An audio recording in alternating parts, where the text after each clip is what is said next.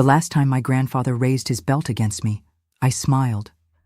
What do those papers say, Grandpa? The ones you hide? That day, the executioner realized the lamb had learned to bite, and that there was poison in the bite. Good morning, good afternoon, or good evening, my dear friends. What an immense joy to chat with you today. I'm Eleanor May Thompson, 78 years young, born in a small town called Millbrook in rural Alabama, but nowadays I live in this peaceful little town of Coopersville, Pennsylvania. Time passes, but memories remain stored in our minds, don't they? Today, after having my morning coffee with the cornbread I baked at dawn, I'm sitting here on my front porch in the rocking chair my late husband made for me more than 30 years ago. From here I can see my backyard, where I keep my greatest passion, my small book restoration workshop. Look at these shelves. Each book here has its own story beyond the story told in its pages. This one here, look, is a dictionary from 1932 that was almost falling apart when it came into my hands. I spent 3 weeks gluing each page, sewing the spine, redoing the cover with real leather. It turned out beautifully, don't you think? I started this work by chance, about 20 years ago.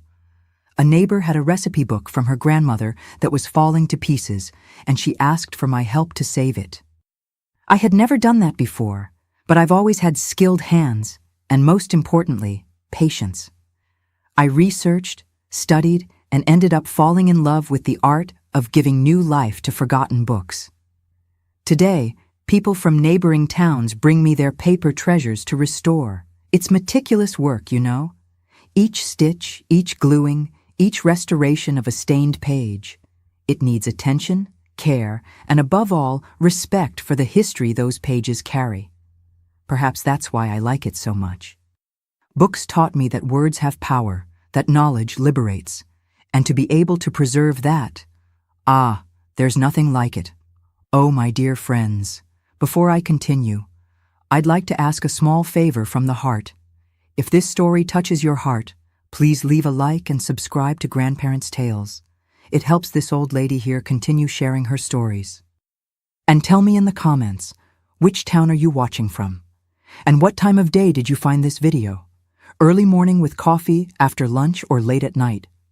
I always read all the comments, and I'm so happy to know where you're from and when you take time out of your day to listen to this grandmother's stories. Let me know, okay? Let's create a chain of affection. Today, I want to tell a story that I've kept in my heart for many years.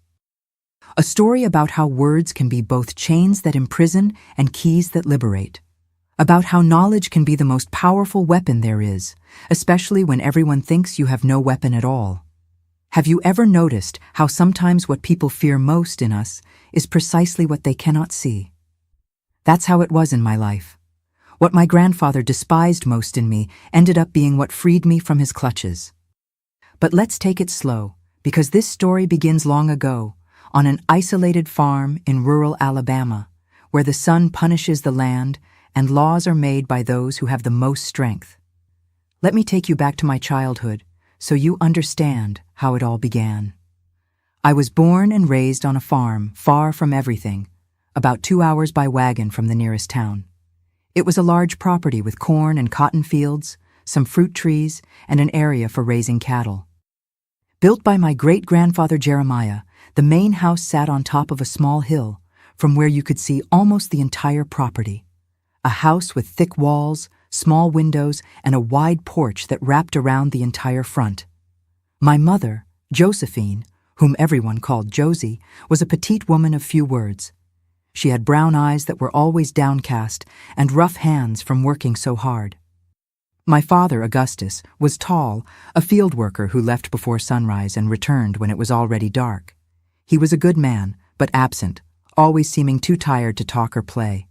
We had a modest life, but we didn't go hungry like many neighbors. And that was thanks to my grandfather Everett, my mother's father and owner of all that land.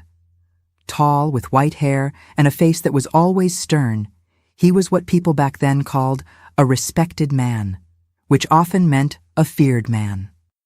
He always wore a leather hat, even inside the house, and a wide belt that was part of him as if it were a piece of his own body. In that house lived the 5 of us, Me, my parents, my grandfather Everett, and my grandmother Donna, a thin lady who spoke so softly that sometimes I had to get closer to understand what she was saying. I had 2 younger siblings, Anthony, who died as a baby from fever, and Celeste, who arrived when I was 8 years old. Our house was governed by my grandfather's strict rules. The time to wake up, to eat, to work, to pray, everything had its right moment. Woe to anyone who disrespected them. As Grandpa Everett used to say, everything in its place and everyone's place is knowing their size. And in his hierarchy, children, especially girls, were almost nothing. My routine began early, before the sun even appeared. I helped my mother and grandmother prepare breakfast and then went to take care of the chickens, feed them corn, collect the eggs. When I returned, I had to sweep the yard, help in the kitchen, sort beans, peel potatoes, work that never ended. After lunch, while the adults rested a little, it was my obligation to wash the dishes and pans, using a large basin in the yard and soap my grandmother made from ashes. My small hands would get red and cracked in the cold, but nobody cared about that. A girl's hands are born ready for work, my grandfather would say. Playtime was scarce and hidden. When I had a little time, I would make dolls from corn husks with scraps of cloth. Sometimes I managed to play with Mrs. Dora's daughters, who lived on the neighboring property. We would make little houses out of straw, play cooking games with wild fruits, make up stories. But it had to be quick, because if my grandfather found out I was wasting time with nonsense, his belt would speak louder. In our region at that time, school was a rare thing. There was one in town, but it was far away, and my grandfather said that studying doesn't fill bellies or make a man work properly. For him, knowing how to sign your name was already a lot, and for a woman, not even that was necessary. A woman needs to know how to pray, cook, and obey, he always repeated whenever the subject was education. Religion was another pillar of that house. My grandfather, even without knowing how to read, knew entire passages of the Bible from hearing the pastor say them so often. He mixed Christian teachings with rural superstitions, creating his own code of what was right and wrong, sin and virtue. And woe to anyone who questioned it. Every night before bed, he gathered the family to pray the rosary. Kneeling in the living room, with the only oil lamp lit, we repeated the Hail Marys and Our Fathers while he commanded with a grave voice. If any of us dozed off or made a mistake with the words, punishment would come the next day. There was something about me that bothered my grandfather since I can remember. They said I was born with eyes that see far. I observed everything, silently, as if storing every detail inside me. When he spoke, I didn't look away like my mother did. I kept my eyes on his for a second longer than he found acceptable. This made him furious. "This girl has a defiant look," he would say. "She's in league with the enemy." My grandmother Donna, when we were alone, defended me in her silent way. "It's nothing like that, my little granddaughter. You're just curious. But please, lower your eyes when your grandfather speaks. It costs nothing and avoids trouble." It was when I was 9 years old that things started to get more difficult for me. My grandfather, who was never a gentle man, began to find fault with any little thing I did. If I took a little longer to do a task, if I dropped a glass, if I didn't respond immediately when called, everything was a reason for him to say I was full of evil spirits and needed to be corrected. And it was at this time that the first purification ritual, as he called it, happened. I remember it as if it were yesterday. I had spilled a bucket of freshly milked cow's milk. It was an accident. I tripped on a stone. But to my grandfather, that was a sign that the devil was acting through me. "Come with me," he said, holding my arm tightly. He dragged me to the barn where we kept tools and corn. A dark place, smelling of earth and mold. Inside, he closed the door. He took off his belt, that thick leather belt with a heavy metal buckle. "It's for your own good," he said. "I'm going to drive the demon out of your body." What happened next? Well, you can imagine. I returned to the house with my back burning and dry eyes. I had learned that crying only made things worse. My mother looked at me with sadness, but said nothing. My father wasn't even home. And my grandmother, Donna, only managed to secretly apply some sweet fennel to the marks when everyone had gone to sleep. That was the first of many rituals. Any slip, any word out of turn, any look he deemed inappropriate, there we went to the barn. Over time, I learned to be invisible, to do everything right, to speak as little as possible. But even so, sometimes it wasn't enough.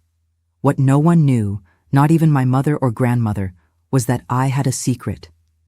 A secret that began that same year, a few months after the first purification ritual. It was when Miss Lydia came to our region. A traveling teacher who journeyed from community to community, giving classes to those who could pay, or, in some cases, in exchange for food and lodging. She appeared at our farm on a rainy afternoon, asking for shelter for a few days until the roads improved. My grandfather, who respected educated people despite despising education, allowed her to stay in the back room, provided she helped with household chores. An extra mouth to feed must have hands to work, he said. Miss Lydia was different from all the people I had ever met. She wore small round glasses, had gray hair always tied in a bun, and carried a worn briefcase that I later discovered was full of books and notebooks. She spoke differently, used words I had never heard, and told stories of places so distant they seemed from another world. At night, when everyone was asleep, I sometimes spied on her through the crack in the door. She would light a small lamp and read her books, making notes in a notebook. That fascinated me. Seeing those designs on paper transform into stories, into knowledge, into windows to other worlds. It was like magic. One night she caught me spying. Instead of scolding me, she smiled and motioned for me to come in. "You want to learn to read, don't you?" she asked softly. I nodded, my heart pounding. "Then we'll start tomorrow. But it must be our secret. Your grandfather can't know." And so began the secret lessons. In the few moments we could be alone, while I fetched water, while I gathered firewood, or at night, when everyone thought I was sleeping, Miss Lydia taught me letters, sounds, words. She had a thin little book with a faded blue cover called First Readings, which she hid inside my sleeping mat when we weren't using it. I learned quickly. Miss Lydia said I had a thirst for knowledge, that my eyes lit up when discovering a new word. In a few weeks, I could already read simple sentences, and in 2 months, short stories. When the rain stopped and the roads dried up, Miss Lydia had to leave. On the eve of her departure, she called me behind the chicken coop. "I have a present for you," she said, taking 2 small books from her briefcase. One was First Readings, which we knew well. The other was a storybook with colorful pictures. "Keep practicing," she said. "Reading is a light that no one can extinguish within you." I hid the books in a hole I dug under my bed, covered by a loose board. At night, when everyone was asleep, I would light a small candle stub that I had pilfered from the kitchen and read, whispering the words to myself, feeling each one like a small miracle. What I didn't know was that those books, those words, that knowledge my grandfather so despised, would one day be my salvation. But that's part of the story I'll tell you shortly. The years went by, and my secret grew along with me. After Miss Lydia left, I kept those 2 precious little books, which I read and reread in hiding until I almost knew them by heart. But I wanted more. I needed more words, more stories, more knowledge. That's when I discovered that my grandfather Everett kept some books and papers locked in a drawer in his office, a small room where he did the farm accounts and kept documents, a place forbidden to everyone, especially me. "Never enter here without my permission," he would say. "This is men's business, not for girls." That prohibition only increased my curiosity. What was in there that was so important? What did my grandfather, who so despised books and education, guard with such zeal? By 12, I was quite different from that frightened girl before. On the outside, I remained obedient, eyes lowered, doing everything as he commanded. But inside, inside I had a world of my own, made of words and dreams that no one could touch. The purification rituals continued. Any slip still took me to the barn, to the belt, to the harsh words about casting demons out of my body. But now I had a place inside me where he couldn't reach, a refuge made of stories and knowledge. On a very hot afternoon, something happened that would change everything. My grandfather rode out on horseback to fix a problem with the pasture fence, taking my father with him. My mother and grandmother were in the yard, hanging clothes, and my little sister Celeste, who was now 4 years old, was sleeping. The house was quiet, and the office was unlocked. My heart was beating so hard I thought everyone could hear it. I looked out the window. My mother and grandmother were still outside, their backs to the house. It was now or never. I entered the office, stepping so lightly I hardly seemed to touch the floor. The room smelled of tobacco and old leather. There was a dark wooden desk, 2 chairs, a small cabinet, and a shelf with some books. Few, but to me at that moment, they seemed like treasure. I ran my fingers along the spines. An accounting book, an old almanac, a large and heavy Bible, and another book without a title on the cover. I pulled this last one out carefully. It was heavy, bound in brown leather, its pages yellowed by time. When I opened it, my heart almost stopped. It was a book of laws. Laws about land, about properties, about inheritances. I began to read, fascinated, understanding only part of what was written, but feeling that there was something important there. Suddenly, I heard a horse whinny. I ran to the window. My grandfather was returning. I put the book back on the shelf, exactly as it was, and left the office with my heart pounding. I reached the kitchen in time to pretend I was sweeping the floor when he entered. That first secret visit to the office opened a door within me. Now I knew there was more knowledge there, within my reach if I was careful. I began to plan my visits for when he was away. Sometimes I could stay for only a few minutes. Other times I had more time. I read a little from each book, discovering new words, new ideas, new worlds. It was during one of these secret visits, a few months later, that I found the box. It was at the bottom of the desk drawer, hidden under some papers. A small wooden box with a simple lock. The key hung on a nail behind the cabinet. I had seen my grandfather take it a few times when he thought no one was looking. Taking the key, opening the box, removing the documents, all with trembling hands, ears alert to any noise. Inside were yellowed papers, some with official seals, others with signatures I didn't recognize. I began to read, slowly, trying to understand that formal language, full of terms I had never seen. Gradually, like pieces of a puzzle, the story formed in my head. Those papers told how my grandfather had obtained those lands, not by inheritance, as he always said, but by taking them from his own brothers through forged documents. The papers spoke of fraud, of falsified signatures, of bought witnesses. They showed how he had manipulated my great-grandfather Jeremiah's will, making it appear that he was the only legitimate heir, when in fact the land should have been divided among 3 brothers. One of the documents was a letter written by my great-uncle Jeremy, my grandfather's older brother, addressed to the county judge. In it, he accused Everett of fraud and asked for justice. The letter had never been delivered. My grandfather must have intercepted it somehow. At the end was a phrase that chilled me.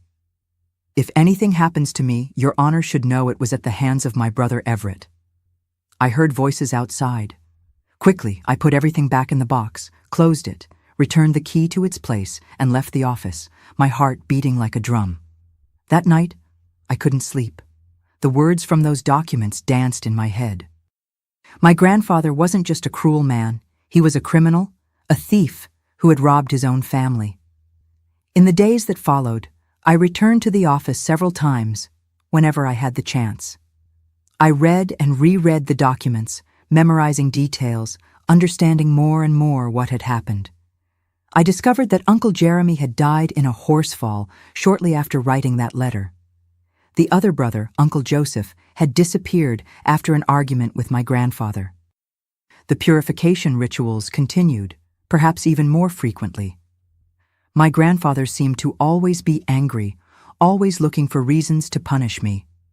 One day, after taking me to the barn for having taken too long to fetch water, he said something that made me realize I was in greater danger than I had imagined. "You have the same eyes as him," he muttered, more to himself than to me, while he tightened the belt in his hand. "The same eyes as Jeremy. That look that seems to see through people." It was then that I understood. He feared me. Not for the demons he said I had inside me, but for what I might discover, for what I might see. And that gave me a chill, because I had already discovered it. That night, lying on my mat, feeling my back burn under the thin dress, I made a decision. I needed to make copies of those documents. I didn't know yet how or why, but something inside me said those papers were my only protection. Luckily, that same month, Timothy, the old cowhand who had worked for my grandfather for years, brought me a gift. A small notebook and a pencil which he had bought in town. "For you to practice your letters," he said, winking. Timothy was one of the few who knew my secret, who had seen me reading in hiding a few times, but never betrayed me. On the contrary, sometimes he brought me old newspaper clippings or product labels to read. With the notebook and pencil, I began my work. Whenever I could, I went to the office and copied excerpts from the documents, the most important ones, the ones that proved the fraud. It was slow, meticulous work, but I had patience. It took me almost a month to copy everything I thought was essential. When I finished, I hid the notebook in the same hole under the bed where I kept my books. But that didn't seem enough. If my grandfather found it, I would be lost. I needed a safer place, away from the farm. That's when I thought of Miss Betty, the midwife who lived at the entrance to town. A lady respected by everyone, even by my grandfather, who didn't dare defy her openly. She came to the farm from time to time to attend to my grandmother, who suffered from joint pains. I always helped her, carrying her bag of herbs, listening attentively to her explanations about each plant, each remedy. She liked me, said I had healer's hands. The next time Miss Betty came, I would give her the notebook to keep. She would know what to do with it if something happened to me. While I waited for Miss Betty's visit, the rituals got worse. My grandfather seemed increasingly irritated, more violent. Any little thing was reason to drag me to the barn. "I'll drive the demon out of you if it's the last thing I do," he would shout, his face red with fury. One night, after a particularly severe punishment, I heard something I'll never forget. I was in my corner, pretending to sleep, when I heard my parents talking softly. "He'll end up killing the girl," my mother whispered, her voice choked. "What do you want me to do, Josie?" my father replied, tired. "He owns all this. If we interfere, we'll be without a roof, without food." "But she's our daughter." I know. "Let's try to send her to your sister's house in Birmingham when she turns 14. Until then, teach her not to provoke your father." Provoke? I had never provoked my grandfather. I just existed, just breathed, just had the look he feared because it reminded him of the brother he had. What? Killed? The word echoed in my head, terrible, but making a sense I didn't want to accept. It was that same week that what I feared most happened. My grandfather discovered that someone had been in the documents. I don't know how. Maybe I left something out of place, a mark, a sign. He gathered the whole family in the living room, his face livid with anger. "Someone entered my office," he said, looking each of us in the eyes. "Someone messed with my things." No one answered. My mother and grandmother looked at the floor. My father kept his face impassive. My little sister, not understanding what was happening, clung to my mother's skirts. When his gaze reached me, I tried to lower my eyes, as I had learned to do. But it was too late. He saw something in my face, some sign of guilt or fear. "It was you," he said, almost in a whisper. It wasn't a question. What happened next was the worst ritual of all. He dragged me to the barn, locked the door, and this time it wasn't just the belt. He also used a piece of rope, shouting all the time that he was going to cast out the demon from me, that I was just like Jeremy, that I wanted to destroy everything he had built. When I returned to the house, I could barely walk. My mother tried to help me, to put some medicine on the wounds, but my grandfather wouldn't let her. "She needs to feel the pain to learn," he said. "Tomorrow will be worse if she doesn't confess what she saw and where she hid it." That night, lying in my corner, feeling every part of my body burn like fire, I made the most important decision of my life. I could no longer wait for Miss Betty. I could no longer wait for anything. The next time he took me to the barn, and I knew there would be a next time, perhaps as soon as the next day, I would use the only weapon I had: knowledge. While everyone slept, I got up silently, ignoring the pain. I took the notebook from its hiding place, looked one last time at those pages that I had copied with such care, and then hid it in a place where I knew no one would look, inside the lining of my rag doll's Sunday dress, which sat on the high shelf, along with the few clothes I had. The next day, as I expected, my grandfather called me right after breakfast. He was calmer, almost gentle, which was even more frightening. "Let's talk in the barn," he said. "Just us two." My heart was beating so hard it seemed to want to jump out of my chest. My legs were shaking, the wounds from the day before still burning. But there was something different about me now, something I didn't fully recognize myself. It wasn't just fear, it was also expectation. I crossed the yard beside him in silence. We entered the barn and he closed the door. He took off his belt, as he always did, and wrapped it around his hand. "Now you're going to tell me what you saw in my office and where you hid it," he said, his voice dangerously soft. I looked at him directly, without lowering my eyes, as I had done for so many years. My grandfather Everett, the man I feared most in the world. And suddenly, I realized something. He was afraid of me, a skinny 13-year-old girl covered in marks. "You forgot that I know how to read," I said, the words coming out calm and clear. He stopped, confused, the belt hanging from his hand. "I read the documents in your box, Grandpa Everett," I continued, feeling each word like a stone I was throwing against his fortress. "And they're not there anymore. I left a copy with Miss Betty. She has instructions. If anything happens to me, if I disappear or turn up dead, the whole town will know the next day that the great Everett is nothing but a thief and a murderer." The silence that followed my words seemed made of glass, fragile, dangerous, ready to shatter at any sudden movement. My grandfather's face, always so authoritarian, lost its color. His hands, those hands that had so often left marks on my skin, trembled slightly. "You're lying," he said finally, his voice lower than I had ever heard. "Miss Betty wouldn't receive anything from you without my permission." It was my bluff, of course. I hadn't yet managed to give the notebook to Miss Betty. But he didn't need to know that. "Are you sure?" I asked, with a calmness that even I didn't know where it came from. "The lady who knows every plant in the county, who helped bring half the region's children into the world, who takes care of your own wife when she needs it. Do you really think she would refuse to protect a girl who shows up at her house covered in belt marks?" I saw the fear grow in his eyes. Not fear of me, a skinny girl, but fear of what I knew, of what I had in my hands, of the power of the words I had copied in that little notebook. Suddenly, like a storm that arrives without warning, his expression changed. He threw the belt on the ground and lunged at me, grabbing my arms with such force that I felt his fingers sinking into my flesh. "Where is it?" he growled, shaking me. "Where is this notebook? What did you write in it?" "I already told you," I replied, forcing myself to keep my voice steady despite the pain. "It's with Miss Betty." "Liar!" he shouted, throwing me against the wall of the barn. My head hit the wood hard, and for an instant everything went dark. "I'll tear this whole farm apart until I find it. And if I discover you're lying—" He left the threat hanging in the air, more terrible for being unspoken. He left the barn, leaving me fallen on the dirt floor.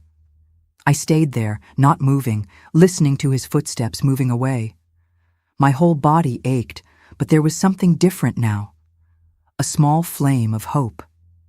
For the first time, I had seen fear in his eyes. For the first time, he had backed down.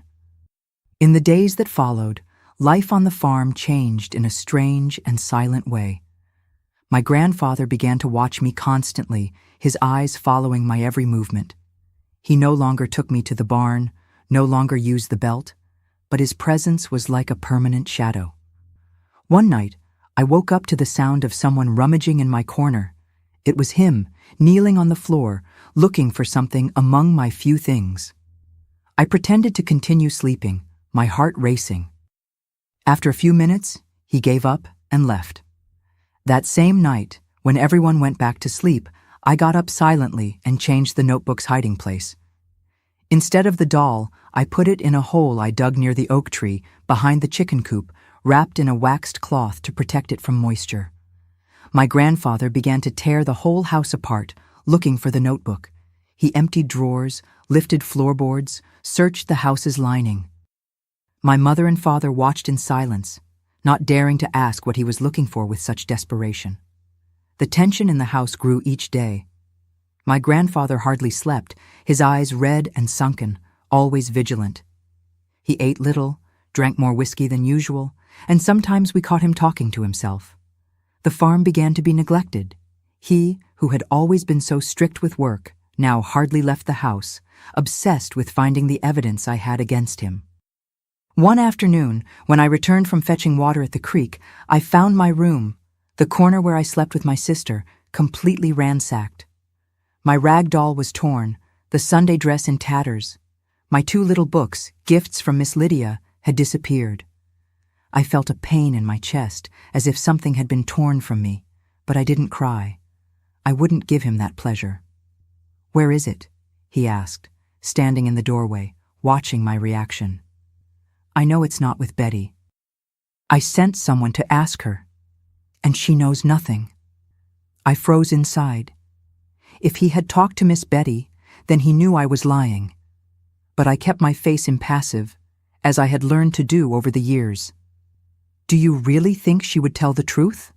I replied, trying to buy time. "A woman who knows what you do to me behind closed doors?" It was a stroke of luck. Miss Betty hadn't betrayed me. Maybe out of kindness, maybe out of suspicion of my grandfather.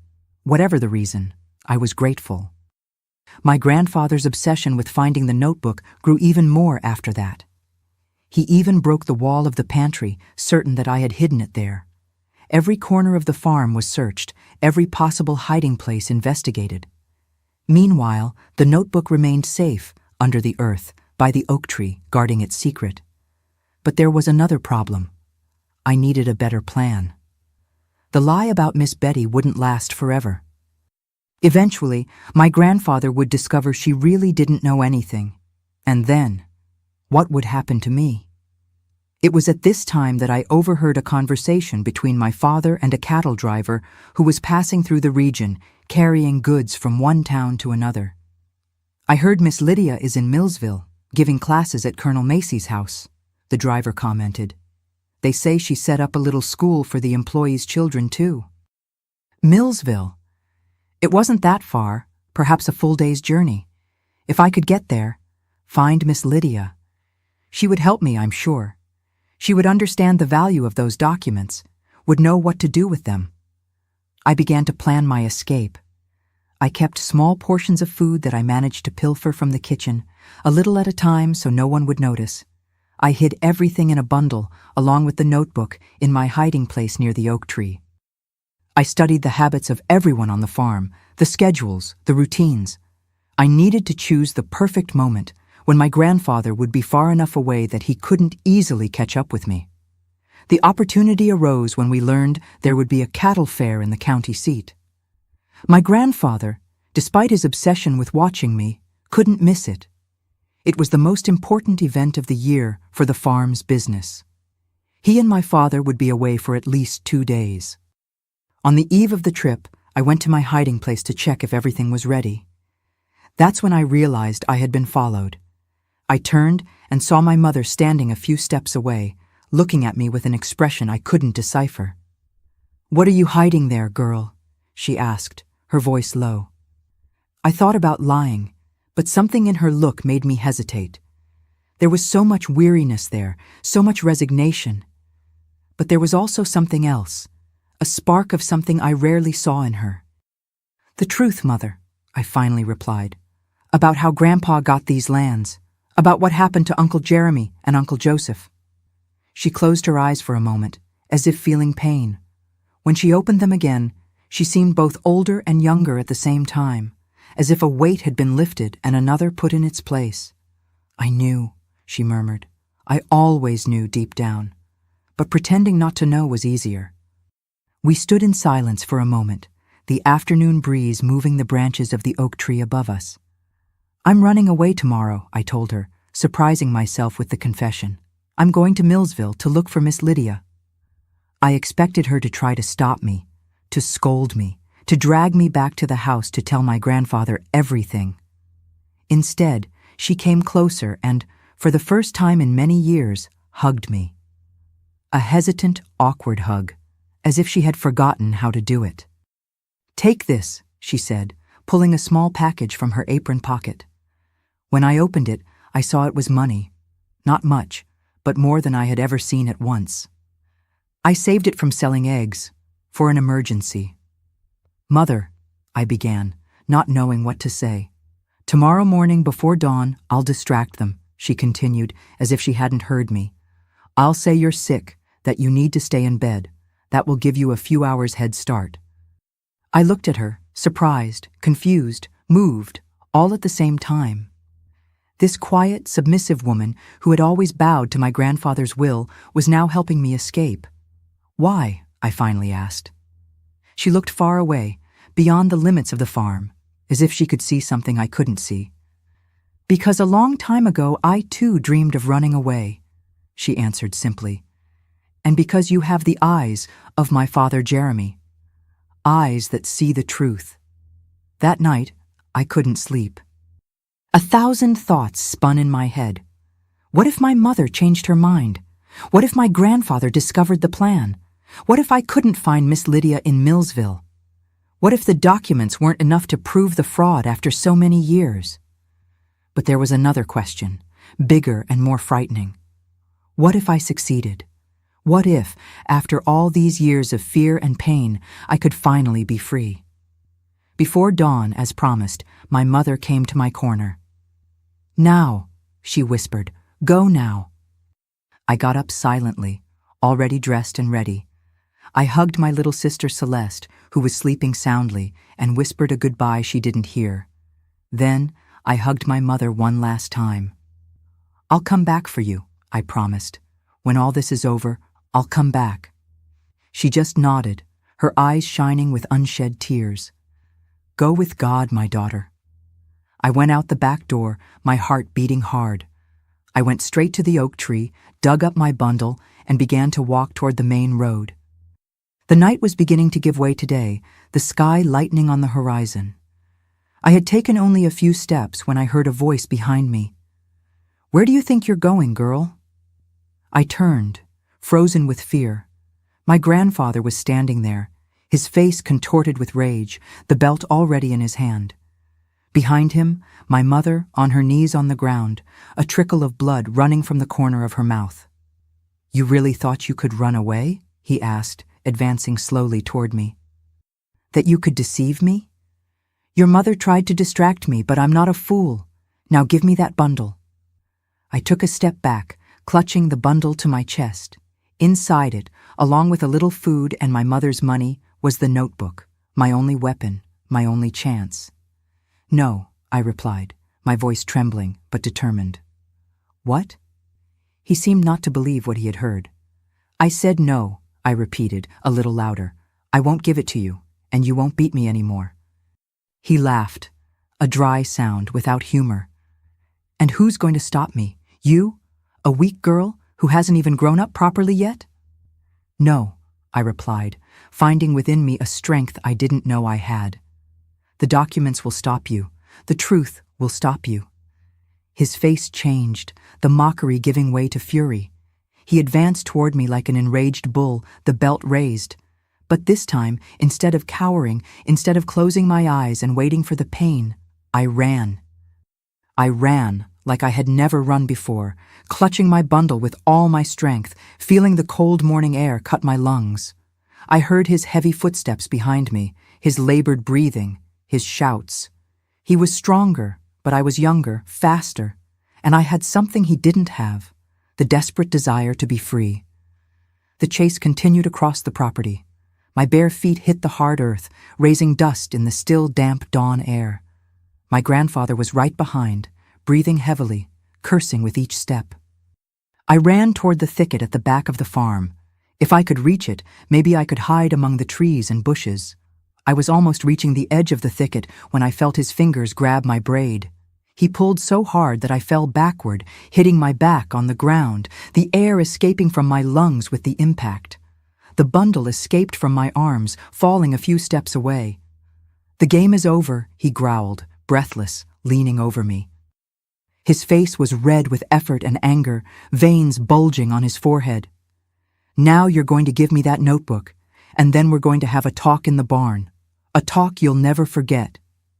I tried to crawl away, but he grabbed my arm, squeezing so hard I was sure it would leave marks.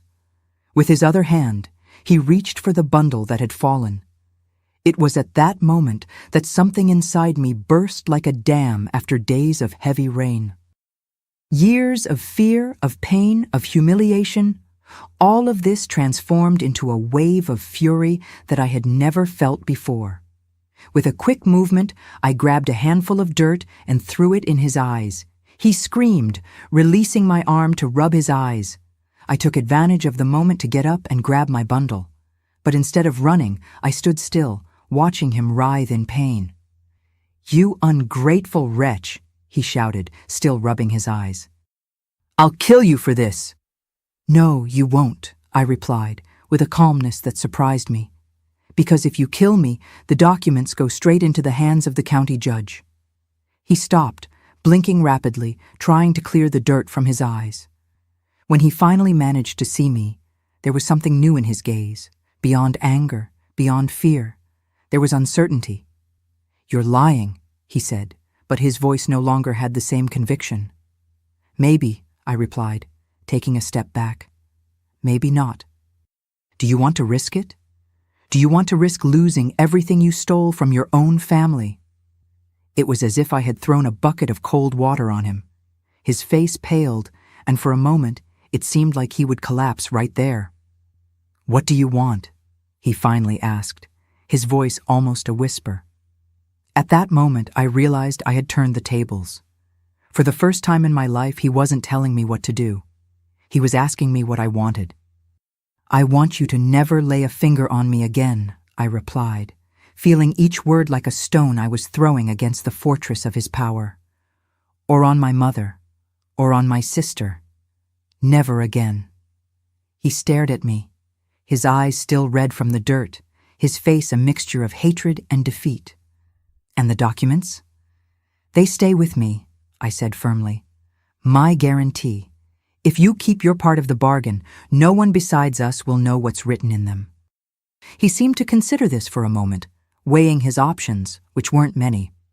Finally, he nodded his head, an almost imperceptible movement. "And there's one more thing," I added, taking advantage of that rare moment of advantage. "I want to learn. When school starts in town next month, I'm going to study there, every day." This made him frown, the old resistance returning. "Girls don't need schooling." "This one does," I replied, not yielding an inch, "and she will have it. Or else the documents will end up where they should have gone a long time ago." The sun was beginning to rise, casting a golden light over the field. In the distance, I heard voices calling. Probably my father, perhaps some farm workers, looking for us. We needed to end this impasse. "It's your choice, Grandpa Everett," I said, using the term grandpa almost as a provocation. "What's it going to be?" He took a deep breath, his chest rising and falling as if carrying an enormous weight. Then, in a gesture I never imagined seeing, he lowered his head. "So be it," he muttered, almost to himself. "But no one can know about this. No one." "No one will know," I agreed, "as long as you keep your part of the bargain." The voices were closer now. My grandfather straightened his shoulders, trying to recover a bit of lost dignity. "Let's go back," he said, trying to sound authoritative, but failing. "Your mother must be worried." We returned to the house in silence, walking side by side but separated by an invisible abyss. When we arrived, my mother was at the door, her face marked by worry and by the blow she had received. Her eyes went from me to my grandfather, trying to understand what had happened. "It's all right, Mother," I said, trying to convey some reassurance in my look. "Grandpa and I talked. Everything will be different now." She looked at my grandfather, suspicious, looking for signs of his explosive temper. But he just passed by her and entered the house without saying a word. That same morning, my grandfather and father left for the cattle fair in the county seat, as planned. Before leaving, my grandfather called me aside. "Where is it?" he asked in a low voice, his eyes still burning with contained rage.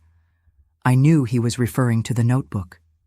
"In a safe place," I replied. "And it will stay there as long as you keep our agreement." He nodded once, his lips pressed into a thin line, and left without saying anything more. When we were alone, my mother pulled me into the kitchen. "What happened out there?" she asked, her voice trembling. "I thought he was going to kill you." "I found a way to stop him, Mother," I replied, still hardly believing what I had managed to do. "He won't hurt us anymore. Not me, not you, not Celeste." "How?" she asked, her eyes wide with astonishment. I hesitated, weighing how much I should tell. Finally, I decided on the truth, or part of it.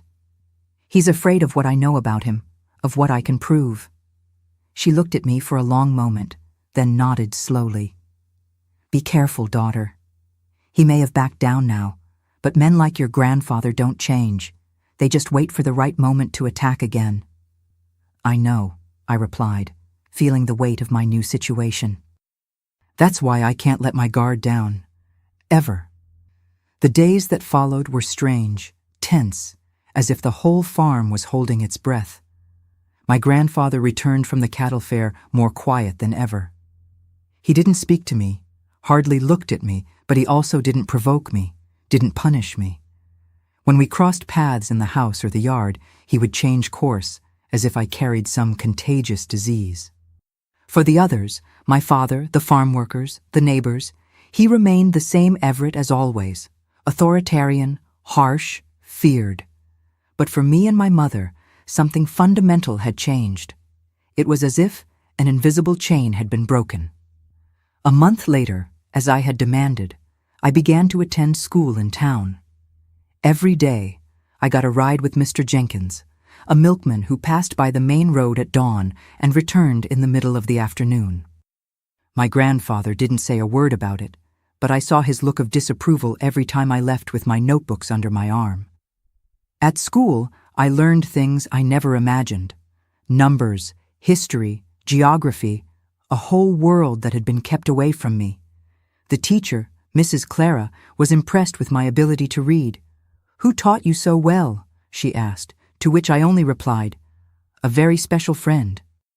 At night, after everyone was asleep, I would still take my little secret notebook and reread the copies of the documents, remembering the power they gave me. I had hidden the notebook in a new place, inside an empty can that I buried in the stable, under a pile of hay. No one would think to look there. One day, returning from school, I found my grandfather sitting alone on the porch, looking at the horizon. He seemed older, more tired than I remembered. I hesitated, thinking of passing by directly, but something made me stop. "Are you all right, sir?" I asked, keeping my distance.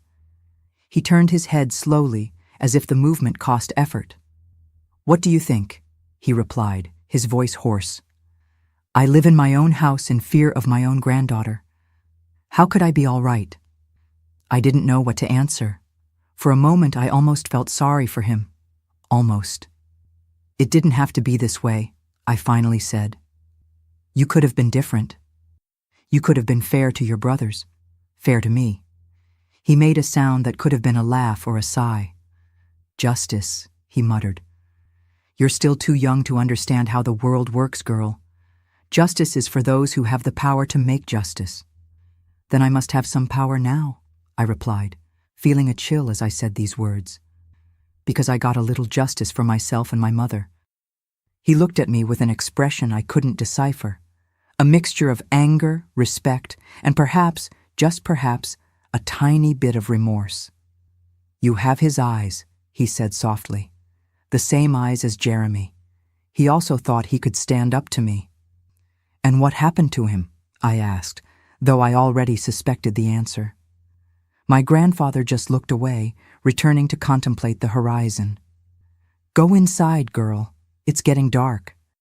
That conversation on the porch was one of the rare moments when we exchanged more than necessary words. Our coexistence had transformed into a kind of cold war, a heavy silence loaded with unspoken threats and tacit agreements. He kept his word. He never laid a finger on me or my mother again. He never dragged me to the barn, never used the belt. But his eyes followed me constantly, vigilant, waiting for a slip, a moment of weakness. And I also kept my part. The documents remained hidden, our shared secret. A secret that had transformed the executioner into prisoner and the victim into jailer. At night, lying on my mat, I often wondered if I had done the right thing, if I shouldn't have delivered those documents to the authorities, sought true justice for my grandfather's brothers, for my family. But then I remembered the fear in my mother's eyes, the fragility of my little sister, the uncertainty of the world out there. No. That silent agreement was the best I could do at that moment. I had achieved safety for myself and my mother, had achieved education, had achieved a little respect. It was enough, for now. Time passed, and I continued studying. My notebook remained hidden, my guarantee, my insurance policy. And while I grew in knowledge and confidence, my grandfather seemed to diminish, to hunch under the weight of his own secret, his own exposed evil. But I knew, deep in my heart, that this situation wouldn't last forever. One day I would have to make a definitive choice. One day I would have to decide whether to stay on that farm, in that life of precarious balance, or seek my true freedom. That day came sooner than I expected, when I turned 15. And it was the beginning of a new phase of my life, a phase that would take me far from that farm to a path I never imagined I would follow. My 15th birthday arrived without parties or celebrations. On my grandfather's farm, birthdays were not cause for celebration. They were just another day of work. But for me, that day would be different. Not because anyone would remember the date, but because I had made a decision. After almost 2 years living in that tense truce with my grandfather, attending school in town and guarding my secret like a treasure, I had come to a conclusion. It wasn't enough. The freedom I had won was fragile, conditional, always dependent on the fear my grandfather had of being exposed. It wasn't true freedom. At school, I had stood out. Mrs. Clara said I had a mind as sharp as a razor, that I learned too quickly to stay in that little country school. "You should go to Birmingham," she told me. "There are better schools there. You could even think about becoming a teacher." The idea of becoming a teacher, like Miss Lydia, made my heart beat faster. Imagining myself teaching other children to read, opening for them the same world of possibilities that had been opened for me, it was a dream I didn't even know I could have. But how?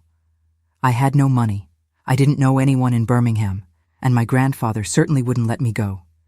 Even though our silent agreement protected me from physical punishments, he still controlled everything on the farm, the money, the decisions, the comings and goings. The answer came in an unexpected way, one May afternoon, when I was returning from school. On the way home, Mr. Jenkins' wagon broke a wheel. While we waited for help to arrive, he struck up a conversation. "I heard your Aunt Carol is back in Birmingham," he commented, lighting a corncob pipe. I was surprised. I almost never heard about my Aunt Carol, my mother's sister. She had left the region many years ago after marrying a merchant from Birmingham. My grandfather didn't like her name being mentioned. He said she was a loose woman, just because she had chosen a path different from what he thought appropriate. Really? I replied, trying not to show too much interest. Did you see her? Yes, I did. I was in Birmingham last week delivering a shipment. She has a boarding house now near the market. Her husband died, left the business to her. She's thriving from what I saw. A boarding house in Birmingham. An aunt I barely knew but who represented a possibility. An idea began to form in my head. Do you go to Birmingham often? I asked, trying to sound casual. Every first Monday of the month, he replied, puffing out a cloud of smoke. I take merchandise from here, bring some from there. It's good business. I stored that information like a treasure. The first Monday of the next month would be in 2 weeks. Enough time to plan, to prepare. That night, after everyone was asleep, I took the notebook from its hiding place in the stable. I sat under the faint light of the moon that came in through the small window and leafed through those pages that had changed my life.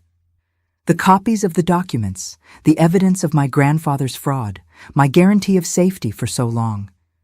But now, I needed more than safety. I needed true freedom. The next day, I sought out my mother when we were alone in the yard, hanging clothes. Mother, I began softly, do you still talk to Aunt Carol?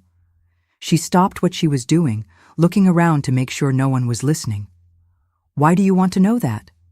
I heard she's back in Birmingham, that she has a boarding house there. My mother sighed, going back to hanging a sheet on the line. Carol was always different from me. Braver, more determined. When our parents died, she refused to come live here, even though our father insisted. She said she wouldn't be governed by him. She found work in Birmingham, then met Ernest. They got married. Do you have her address? I interrupted, getting straight to the point. My mother looked at me with a mixture of surprise and understanding. I do, she answered after a moment. But why do you want to know? I need to get out of here, Mother, I said, feeling my heart accelerate as I said those words out loud. I want to continue studying. I want to be a teacher. Here, even with our agreement, I'll never be truly free. She didn't seem surprised by my decision. Perhaps she had expected this. Perhaps she even wanted this for me, deep in her heart. It's dangerous, she said, looking around again. Your grandfather would never allow it. He doesn't need to allow it, I replied. He just needs not to know until it's too late. That same afternoon, my mother handed me a folded paper hidden inside a ball of yarn. Carol's address, she whispered. And one more thing. She opened her hand, revealing a small silver brooch, simple but beautiful, with a blue stone in the center.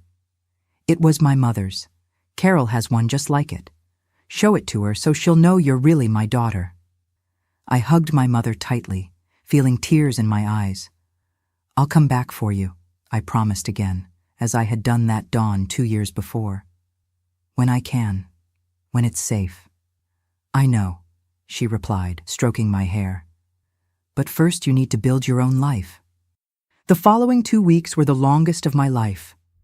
I continued my normal routine, helping with household chores, going to school, keeping my distance from my grandfather, but inside, my mind was buzzing with plans.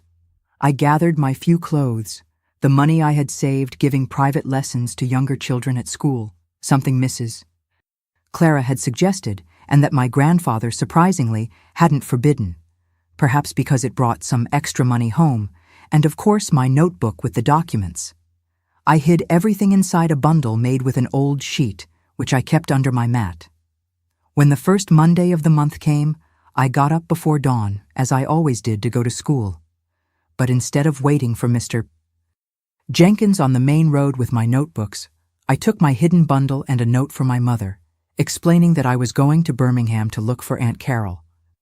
Are you sure you want to go all the way to Birmingham? Mr. Jenkins asked when I told him my plan. It's a big city, girl, and your grandfather will be furious. I'm sure, I replied firmly. My aunt is expecting me. It was a small lie, but necessary to convince him. He scratched his head, undecided. I don't know. I don't want trouble with Everett. I hesitated for a moment, then made a decision. I opened my bundle and took out the notebook. Mr. Jenkins, can you read? He nodded, looking confused. Then read this, I said, opening the notebook to the pages I had copied with such care. Read, and you'll understand why I need to leave here, and why my grandfather won't do anything to stop me. As he read, I saw his face change, first confusion, then surprise, and finally a kind of sorrowful understanding. I always suspected there was something wrong with the story of those lands, he muttered, returning the notebook to me. Jeremy was a good man. I never believed that story about the horsefall. So will you help me? I asked, putting the notebook back in the bundle. He looked at me for a long time, then nodded. I will. But you have to promise me one thing. If your aunt can't take you in, you come back with me next month. I don't want to have on my conscience a girl alone in Birmingham. I promise, I replied, feeling a weight lift from my shoulders. Thank you, Mr. Jenkins. You won't regret it. The journey to Birmingham was the longest of my life up to that point.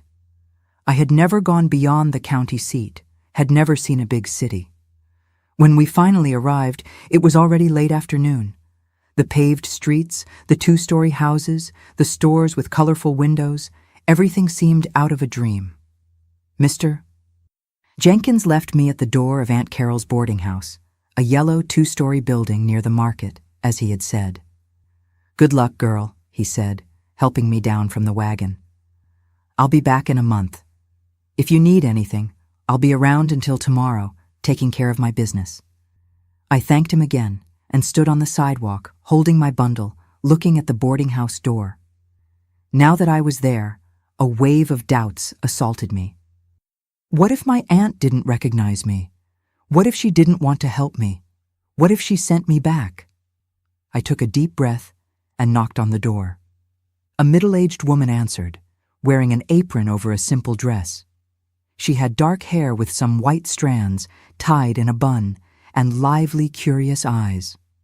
I recognized in her some features of my mother, although she was taller and more robust. Yes? She asked, wiping her hands on her apron. Aunt Carol? I said, my voice almost failing. I'm Eleanor. Josie's daughter. She looked me up and down, her eyes widening in recognition. Good heavens! Josie's daughter! What are you doing here, girl? Did something happen? I came looking for you, I replied, feeling the tears I had held back all day finally escape. I need help. Without hesitation, she pulled me inside, closing the door behind us. Come. Let's talk inside.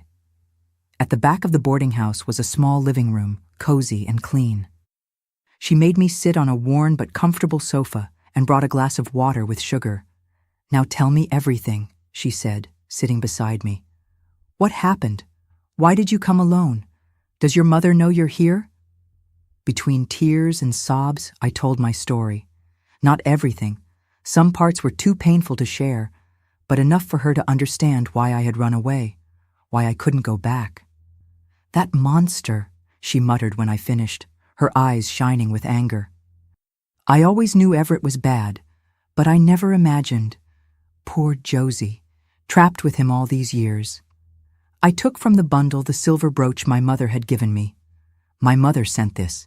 She said you have one just like it. Aunt Carol took the brooch, caressing it with her fingers. Tears shone in her eyes. Yes, she said, pulling a chain she wore hidden under her dress. Hanging from it was an identical brooch. It was our mother's. She gave one to each of us before she died. We were silent for a moment, united by the memory of people I had never known. My maternal grandmother, my maternal grandfather, normal people it seemed, not monsters like my grandfather Everett. You can stay here, Aunt Carol finally said, as long as you need. I have a small room in the back, small but clean, and you can help me at the boarding house if you want. I want to continue studying, I said, feeling a spark of hope light up inside me. I want to be a teacher. She smiled, a smile that lit up her tired face. Of course. There's a good school nearby. I'll talk to the principal tomorrow. That night, lying in a real bed, not a mat on the floor, but a bed with a mattress and clean sheets, I looked out the window at the starry sky of Birmingham and cried. Not from sadness, but from relief, from gratitude, from hope. For the first time in my life, I felt I could breathe freely, that I could dream, that I could be who I really was. Days turned into weeks, weeks into months. I began to study at the local school, helped Aunt Carol at the boarding house in my spare time, and gradually, I built a new life. When Mr. Jenkins returned the following month, I told him I was fine, that I had been well received, that I didn't need to go back. "And your grandfather?" he asked. "Didn't he come after you?" I shook my head. "No, and he won't. He knows it's not advantageous for him." Mr. Jenkins nodded, understanding. "You're a smart girl, Eleanor. Smarter than many grown men I know." He brought me a note from my mother, few words written in shaky handwriting, but which meant the world to me. "We're fine. He didn't do anything. Follow your path. I love you." 3 years later, at 18, I had finished the normal course and become a teacher. My first job was at a primary school on the outskirts of Birmingham. Poor children, many who had never held a book before. I saw in them the same sparkle in the eyes that I must have had when Miss Lydia taught me the first letters. It was at this time that I received the news. My grandfather Everett had died. A stroke, they said. Quick, without suffering, more than he deserved, I thought bitterly. I returned for the funeral, not for him, but for my mother, my sister, my father. The farm seemed smaller than I remembered, more decadent. People spoke in respectful whispers about the late Everett, the respected man of the region. If they only knew. After the burial, when everyone had already gone, I stayed a moment longer by the grave. I took from my pocket the old notebook, the one I had carried with me for so many years, my weapon, my salvation. "It's over," I said softly to the simple headstone. "You can't hurt anyone anymore." I put the notebook back in my pocket. It wasn't yet time to reveal that truth to the world. Perhaps it never would be. Some truths are too heavy to carry, some stories too painful to tell. My mother and my sister Celeste, now 14 years old, came to live with me in Birmingham. My father decided to stay on the farm. It was the only world he knew, he said. I respected his decision, although it hurt to leave him behind. Over time, I built my career as a teacher, always carrying with me the love for books, for words, for the knowledge that had liberated me. And it was thus, teaching others to read, that I found my true vocation. And later, restoring old books, I found a way to preserve not only the stories written on the pages, but also my own story, a story of pain, yes, but also of courage, of resistance, of overcoming. Today, at 78 years old, I live a quiet life here in Coopersville, Pennsylvania. How did I end up here? That's a story that involves love, destiny, and many twists and turns along the way. After years of teaching in Birmingham, I met Gerald, a math teacher who had the kindest eyes I've ever seen. We fell in love, got married, and had 2 children, Elizabeth and Matthew. We formed a small, close family, full of books, conversations, and much respect, everything I didn't have in my childhood. Gerald received an invitation to direct a school in Coopersville, and here we came, almost 30 years ago. My mother and my sister Celeste remained in Birmingham. Celeste got married, had children, built her own life. My mother lived to be 83, a long life, which in its final chapters was finally serene. My husband left this world 15 years ago, a heart attack that took him in his sleep. I miss him every day, but I'm grateful for the years we had together, for the children we raised, for the life we built. Elizabeth lives in Philadelphia. She's a doctor, has 3 children who are my pride. Matthew is in California. He's an engineer, married an American, and gave me 2 grandchildren who are the joy of my life. They come to visit me when they can, and I visit them once a year. Technology helps keep the family united. We make video calls every week, share photos, remain present in each other's lives. When I retired from teaching at 65, I needed something to occupy my hands and my mind. That's when I rediscovered an old passion: books. Not just to read, but to care for, to restore, to give new life. I started with that neighbor's recipe book, remember? And then came others, and more others, until I became known in the region as the lady who fixes books. I set up a small workshop on my porch. I have all the necessary tools: needles of various sizes, special threads, glues, papers of different textures and weights, leathers and fabrics for covers, small presses. A small universe dedicated to saving stories. People bring me books of all kinds: old family books with records of births and marriages, recipe notebooks passed down from generation to generation, novels worn by time and the love of many readings, even historical documents that are sometimes found in old trunks. Each book has its own history, both what is written on its pages and what is engraved in its marks of use, in its stains, in its damages. When I work on a book, I feel as if I'm conversing with it, knowing its secrets, its journeys. I have a special corner on the shelf for the books I love most. The 2 little books that Miss Lydia gave me so many years ago didn't survive. My grandfather destroyed them that day in his fury, but I never forgot them, and throughout my life, I found similar copies that I keep with affection. They are my silent tribute to that traveling teacher who changed my destiny by teaching me to read. There is also an old notebook with a faded leather cover. Yes, that same notebook where I copied my grandfather's documents. The pages are yellowed, the ink is weak in some points, but the words are still there, silent witnesses of a time that is past. I never showed this notebook to anyone after my grandfather's funeral. It's a secret I carry with me, a reminder of the power that words have, to hurt, but also to liberate. My daily routine is simple and rewarding. I wake up early with the sun. I have my coffee on the porch, watching the birds in the yard. Then I dedicate a few hours to my books, either restoring others or reading my own. In the afternoon, I receive visitors, friends from the neighborhood, former students who still come to consult me about some doubt, young people interested in the art of restoration who come to learn a little. Once a week, I go to the local school to give a reading workshop for children.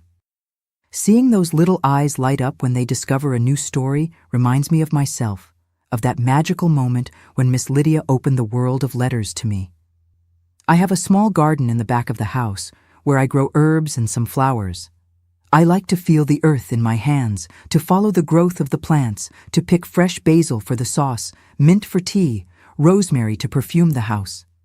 There is something deeply comforting in seeing life sprout from the earth. On Sundays, I go to the little church in the square. My relationship with God is simple and direct, without intermediaries, without fanaticism, without fears. I believe in a God of love, not in the vengeful and cruel God my grandfather preached. I pray for those who have already departed. I give thanks for those who are here. I ask for protection for those who will come. Life has taught me that scars can hurt, but they also make us stronger. Each mark I carry, and there are many, although most are invisible to the eyes, is a reminder of something I overcame, a battle I won. I don't hold a grudge against my grandfather. It's not that I've forgiven him. Some things go beyond forgiveness. But I understood that carrying hatred is like drinking poison, expecting the other person to die. I chose not to give him that power over me, not even after his death. What I carry with me, what I try to pass on to my children, my grandchildren, my students, is what I learned on that isolated farm in rural Alabama. That knowledge is the most powerful weapon, that words can build bridges where before there were abysses, that education is the surest path to freedom. When I look back at the frightened girl I was, I feel a mixture of sadness and pride. Sadness for what she suffered, pride for the strength she found within herself to survive, to fight, to transform her own story. And when I look ahead, to the time I still have left in this world, I feel peace. I built a good life, full of meaning. I loved and was loved. I taught and learned. I fell and got up. I lost and found. Here, in my little house in Coopersville, with my books, my memories, my small daily joys, I feel that I've completed a circle. The girl who found refuge in words became the woman who gives refuge to words, preserving them, caring for them, passing them on. And you know what? There's no place I'd rather be. My dear ones who have followed me this far, I want to leave you with some words that come from the bottom of my heart. Words that I've carried with me throughout this long journey, and that perhaps can light up the path a little for someone who is going through difficult times. If you're living in a situation of oppression, of abuse, of constant fear, know that you're not alone. I know well what it's like to feel trapped in an invisible cage, where the chains aren't made of iron, but of threats, of manipulations, of words that hurt more than slaps. I know what it's like to go to sleep afraid and wake up with anxiety, to live in a constant state of alert, measuring every word, every gesture, so as not to provoke the fury of those who should protect you. But I want to tell you, looking into your eyes through these words, that there is a way out. It may not be easy, it may not be quick, but it exists.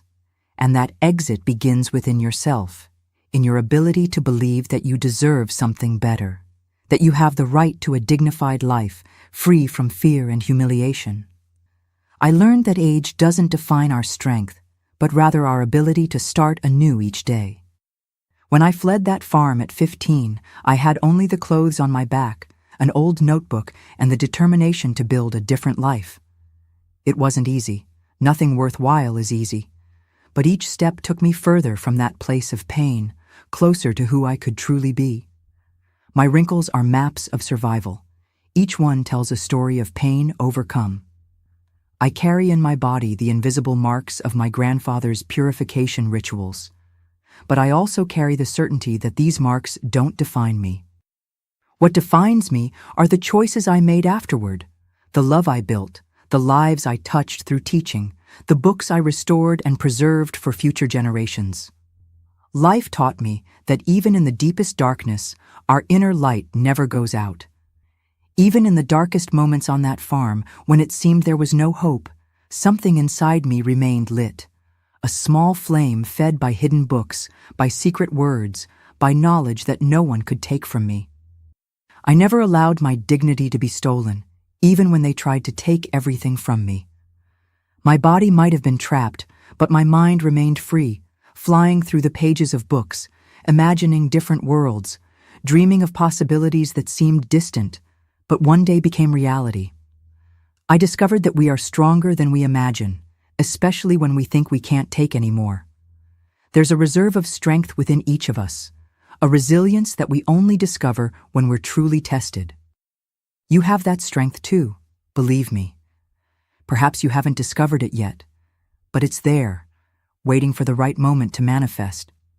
Time doesn't heal all wounds, but it teaches us to live with them and still smile. I won't say I've forgotten what I lived through, that I don't still have occasional nightmares, that I don't startle at sudden noises. The scars remain, but I've learned not to let them control my life, define who I am, limit what I can be. My story isn't about what they did to me, but about how I chose to respond. I could have become bitter, resentful, perpetuating the cycle of pain. Instead, I chose to transform my experience into something positive, teaching other children, restoring old books, sharing my story so others know they're not alone. I learned that true strength isn't in never falling, but in rising every time. And there were many falls throughout life, many moments of doubt, fear, wanting to give up. But in each of these moments, I found the strength to get up again, to take another step, to keep believing that tomorrow could be better than today. Abuse leaves invisible scars, but recovery shows that we can flourish even after the storm. Like those plants that sprout in arid terrain, that find a path between rocks, that adapt and survive in the most adverse conditions, we too can flourish in unlikely soils, transforming pain into strength, trauma into wisdom. I discovered that my voice, even trembling, has power when I decide to use it. When I confronted my grandfather that dawn, when I said no for the first time, I felt the power that exists in simply speaking the truth, in naming the abuse, in refusing to continue being a victim. And it's this power that I want to pass on to you, who may still be seeking your own voice. Age has given me the wisdom to understand that it's never too late to start over.